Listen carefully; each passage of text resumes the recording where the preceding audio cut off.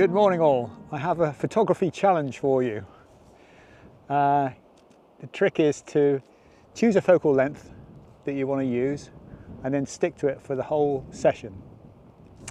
Now, I've seen other photographers do this and I thought, why not cash in? So I've set myself a challenge today of 14mm focal length because I've been photographing since I was 18, so that's 1978. I've been a photographer all that time, mainly amateur, then professional for the last 20 odd years, 22 years. And I've never owned a 14mm focal length before, so I thought that would be a good one for me to not only get used to this focal length, but also it's quite challenging because it's so super wide that taking images isn't that easy, and it's only an occasional use, I think, this lens at that focal length. So we'll see if I can get anything today. So I came here, Wheel Coats Tin Mine. I came here the other day and managed to get a shot, but it was very grey, and I thought I'd come back today because there's a bit more blue in the sky and see if I can get another nice long exposure. But of course, because it's quite a lot brighter today, the exposure I'm getting is 15 seconds at f/22. I don't really like using f/22, but never mind. 15 seconds at f/22 with a 10-stop neutral density filter on. So what I'm going to do is I am going to put a 4-stop on top of that. So if I'm getting 15 seconds, you can actually work it out, can't you? So if I'm getting 15 seconds and I put a 4-stop filter on, that's going to make it 60 seconds, isn't it? No, 15, 30, 60, it's going to make it 2 minutes. 2 minutes should be plenty long enough. Ridiculously long. So we'll see. We will see if this works or not. It's funny that, isn't it? Some Germans say, instead of saying work, they'd say werk. We have some work for you. But people from around the world have trouble saying the word video and they say video. Oh well, it must be a strange thing of the English language. Oh, crikey. It's near the end of June, English summer, and I'm blinking cold in a fleece with a shirt and a hat on. Oh, well, I love this country, but the weather is a bit bonkers. It's a shame the whole country is going downhill because of our useless politicians, but let's not go there. Let's keep it light. Right, oh, it's getting bluer, actually. Right, let's get going with this, see what we can get. Now I'm going to have to guess the exposure at 2 minutes, or do it on my phone. Well, that didn't work. Stacking a 10-stop filter and then a 4-stop filter is fine for most focal lengths, but at 14mm you get serious vignetting, so you get very dark corners, so dark that you cannot really lift them up in Photoshop or anything like that, so forget that.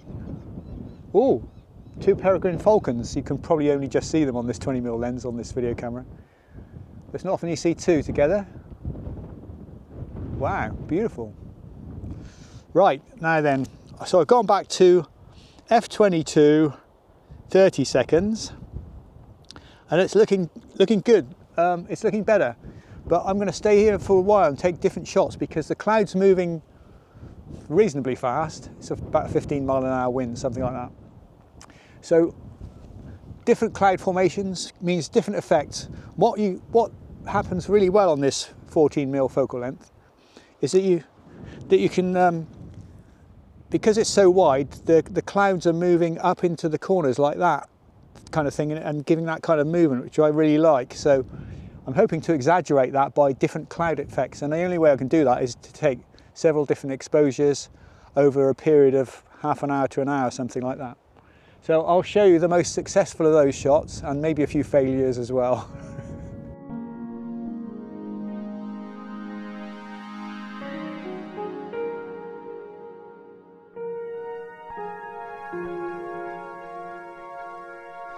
So I'm using a central composition, so I put the tin mine engine house right in the bottom of the middle of the frame, because if you put it near the edges, the chimney just goes completely off wonky like that because of the distortion caused by this lens. Even though it's a rectilinear lens that is supposed to keep, you know, things fairly straight, it still bends off, and I really don't like that look. And even though you can correct it in Photoshop, I'd probably lose those top corners that I'm talking about that I really like.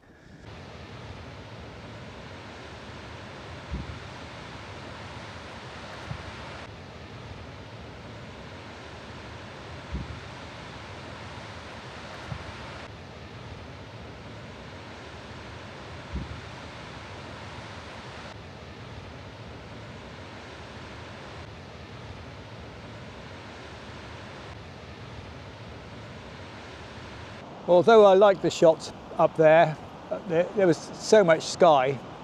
I'm hoping they'll look better in the office when I get back. But now I'm a bit of a happier chap because I've found this really nice foreground. I think this is wild carrot or sea carrot. And I'm always happy when I've got a nice lot of depth to my shot. So I've got these in the foreground and then the engine house in the distance and the waves on the left-hand side. Chuffs!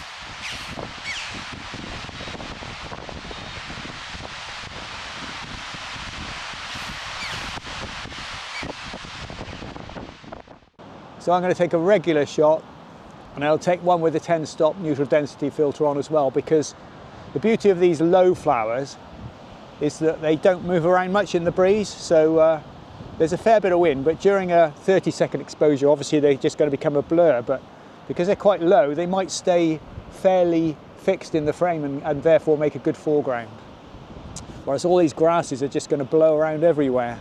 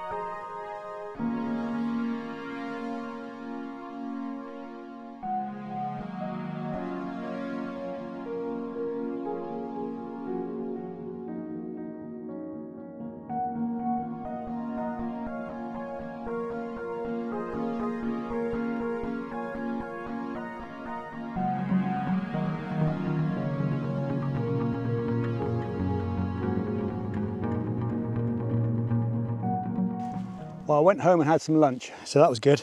But I still haven't looked at this morning's pictures yet, so I've got no idea if I've got something good at 14mm yet or not. However, at the risk of possibly making things harder for myself, I've come to the local woodland, and now 14mm is so wide that woodland becomes a mess. So I'm just going to try and concentrate on one tree.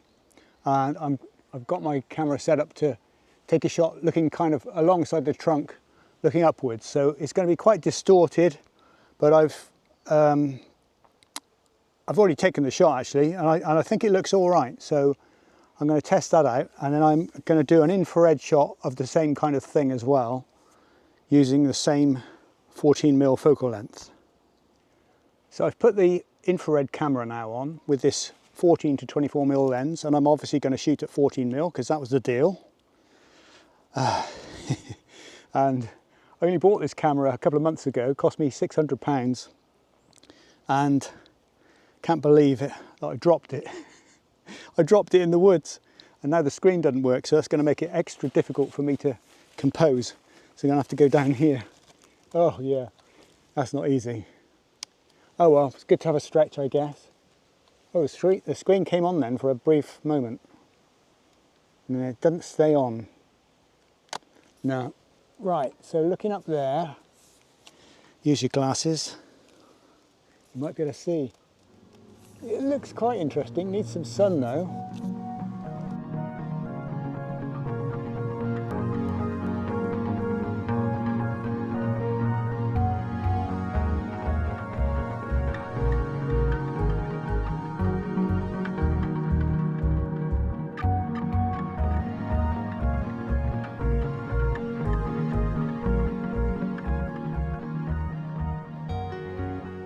amongst the pines now, beautiful straight trees, but I'm distorting them to crazy angles because this is so wide, this lens.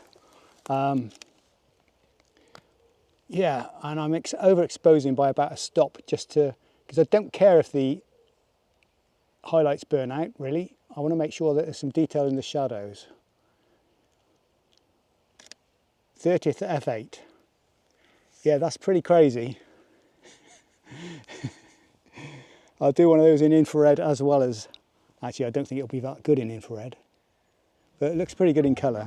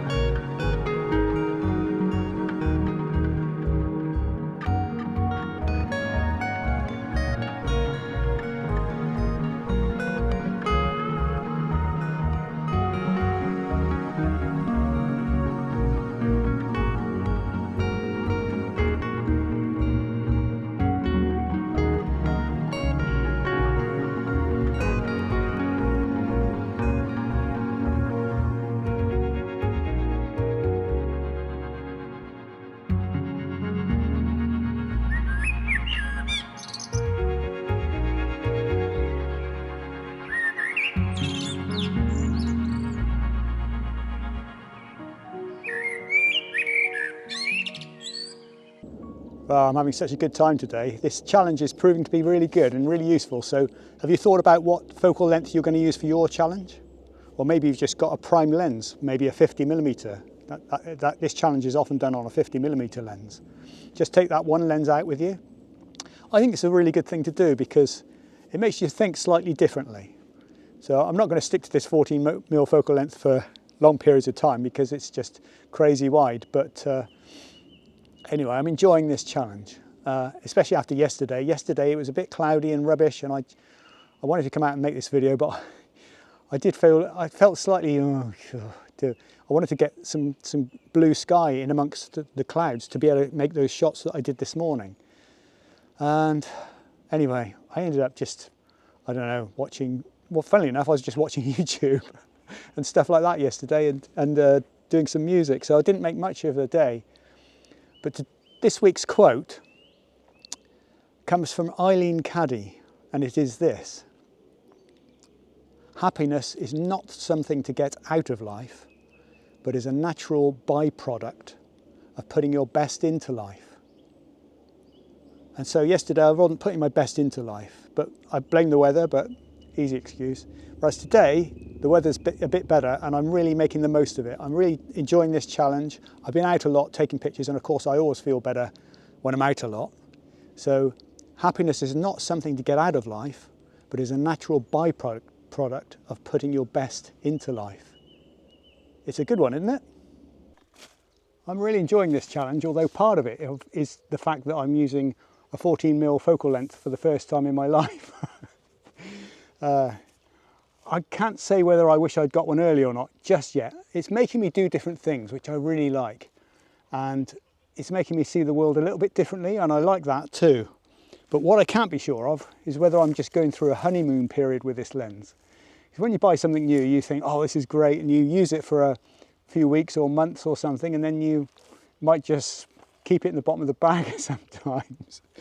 So I don't know, but anyway, some of these shots, yeah, they're distorted, they're a bit crazy, but I like them. So, and I don't care what anybody else thinks.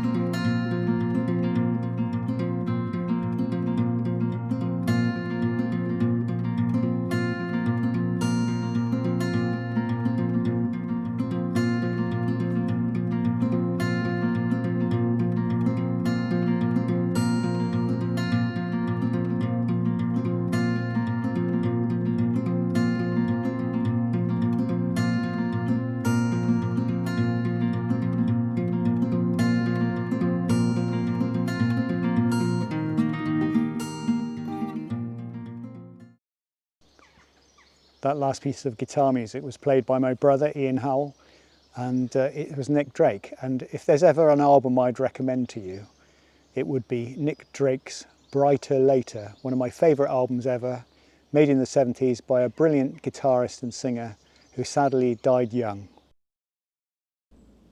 Now I'm at Old Quay Church, which is an abandoned church tower, and it's I think it's a little bit unstable because it's all fenced off and it says danger, keep out. Oh, lots of jackdaws. I was hoping to get a nice infrared shot of this because I bought my infrared camera out, which looks good at 14mm, and of course it's clouded over. But at the end of a day which has been a challenge, but I've really enjoyed it. I've really relished the challenge, and it's also taught me a lot more about the 14mm focal length, so I'm really pleased that I've done it. So make sure you do a challenge for yourself. Anyway, I'll show you those infrared shots, but I think I'm going to do one in colour as well, but you can see how distorted at 14mm is the church tower is behind me. And so it's going to take a slight bit of stretching in Photoshop with the transform tool to be able to correct it.